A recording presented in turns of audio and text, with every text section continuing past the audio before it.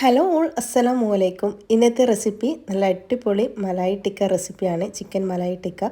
അപ്പോൾ നല്ല ജ്യൂസി ആയിട്ടുള്ളതും നല്ല ടേസ്റ്റി ആയിട്ടുള്ളത് ഈ ഒരു മലായി ടിക്ക എങ്ങനെ ഉണ്ടാക്കാം നമുക്ക് നോക്കാം. അതിനായിട്ട് നമുക്ക് വീഡിയോയിലേക്ക് കിടക്കാം. ഇതിനായിട്ട് ഞാൻ ബ്രസ്റ്റ് പീസ് ചിക്കൻ 500 ഗ്രാം എടുത്തിട്ടുണ്ട്. ഇത് ചെറുതായി ഒന്ന് കട്ട് ചെയ്തതാണ്. ഒരു സ്ക്വയർ പീസ് പോലെ ഒന്ന് കട്ട് ചെയ്തിട്ടെടുക്കാം. ഇനി ഇതിലേക്ക് 2 ടേബിൾ സ്പൂൺ ഇഞ്ചി വെളുത്തുള്ളി പേസ്റ്റും കൂടി ഇട്ട് കൊടുക്കുന്നുണ്ട്. അതേപോലെ 2 പച്ചമുളക് ചതച്ചതും കൂടി ഇട്ട് കൊടുക്കുന്നുണ്ട്.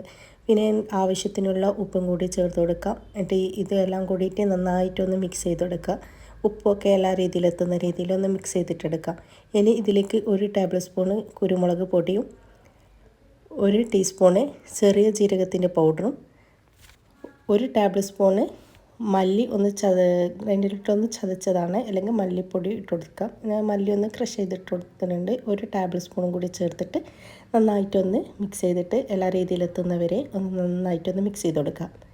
ഇനി ഇതിലേക്ക് വേണ്ടത് 1/4 കപ്പ് തൈരാണ് വേണ്ടത്.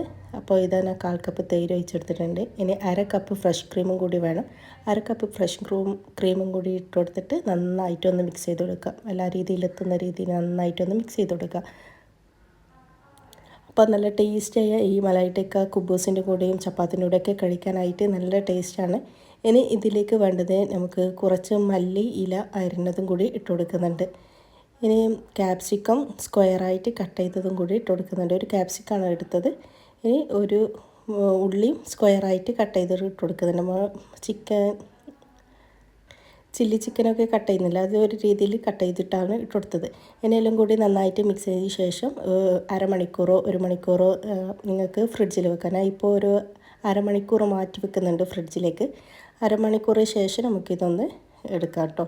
അപ്പം ഇത് അരമണിക്കൂറിന് ശേഷം ഞാൻ എടുത്തിട്ടുണ്ട്. ഇനി ഇത് നമുക്കൊരു ബാമ്പു സ്റ്റിക്കിലേക്ക് നമുക്ക് ഇതേപോലെ ഒന്ന് സ്റ്റിക്ക് ചെയ്തിട്ട് എടുക്കാം.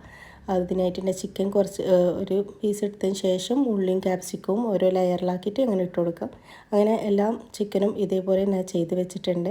ഇനി നമുക്കിതൊന്ന് പാനിലേക്ക് ഒന്ന് പൊരിച്ചെടുക്കണം. അതിനായിട്ട് ഇതാ ഞാനൊന്ന് പാനിലേക്ക് ഒന്ന് ഓയിലൊന്ന് ബ്രഷ് ചെയ്തിട്ട് എടുക്കുന്നുണ്ട്. അപ്പോൾ ഇതാ ഓരോ സ്റ്റിക്കും ഇതേപോലെ ഇങ്ങനെ വെച്ച് കൊടുക്കാം.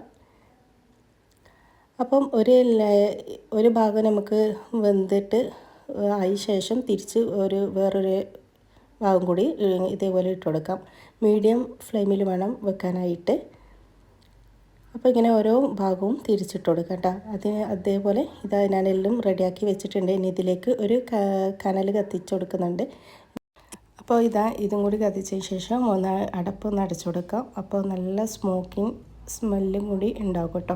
അപ്പം ഇതിൻ്റെ മുകളിൽ ഞാനൊരു ഫ്രഷ് ക്രീം ഒരു പൈപ്പിംഗ് ബാഗിലേക്ക് ഇട്ട് കൊടുത്തിട്ട് ഒരു കാണാനുള്ള ഭംഗിക്ക് വേണ്ടി ഒന്ന് ഡെക്കറേറ്റ് ചെയ്ത് കൊടുക്കുന്നതാണ്. അപ്പം ഇത് നല്ല ടേസ്റ്റി ആയിട്ടുള്ള നല്ല ജ്യൂസി ആയിട്ടുള്ള അടിപൊളി മലായി ടിക്കയാണ്. എല്ലാവരും ഒന്ന് ട്രൈ ചെയ്ത് നോക്കണം. അപ്പോൾ വീഡിയോ ഇഷ്ടമാണെങ്കിൽ നിങ്ങൾ ലൈക്ക് ചെയ്യാനും ഷെയർ ചെയ്യാനും അതേപോലെ സബ്സ്ക്രൈബ് ചെയ്യാനൊന്നും മറക്കരുത്.